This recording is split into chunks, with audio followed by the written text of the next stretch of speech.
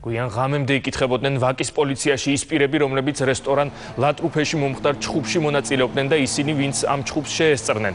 ორივე მხარე ურთიერთსაწინააღმდეგო ვერსიებს ყვება. მანანა გიორგობიანი ჩხუბის პროვოცირებაში მთაწმინდის გამგებელსა და მის თანმხლებ პირს ადანაშაულებს. ამ ვერსიას არ იზიარებენ სხვა თვითმხილველები. მომხდართან დაკავშირებით სისხლის სამართლის საქმე ხულიგნობის ფაქტზეა აღძრული.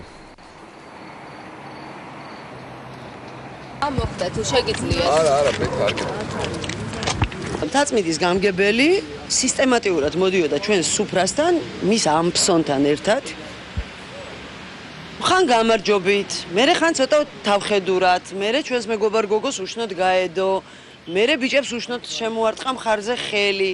დამამცირებლად რა, რაზეც მამუკა ბაკურია მუთხრა, ძალიან კულტურულად, რომ ესე ფამილიარულად ნუ გვექცევით, რაზეც წამოვიდა შეურაცხყოფები პირდაპირ მის ყვირილზე წამოიშალა მელიას მომყოლმა აი ამ ადამიანმა და აუცილებლად გავარკვევ ვინ არის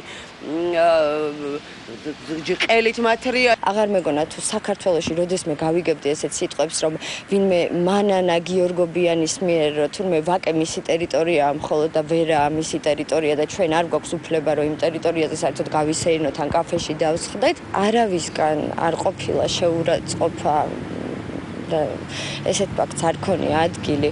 უბრალოდ 4 აბსოლუტურად არაფხიზელ მდგომარეობაში ადამიანი, რომელი მაგიდიდანაც ისმოდა უწმაწული სიტყვები. მე ვიყავი ჩემი მეგობრებთან და ცალკე მაგიდაზე.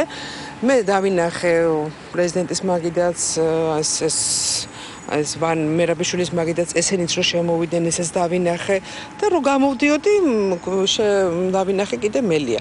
ანუ მელია ხო? ხო. ანუ ჩვენ ადრე წამოვედით და ძალიან ვნანობ, რომ აი არ დავესწარი ამ ყველაფერს.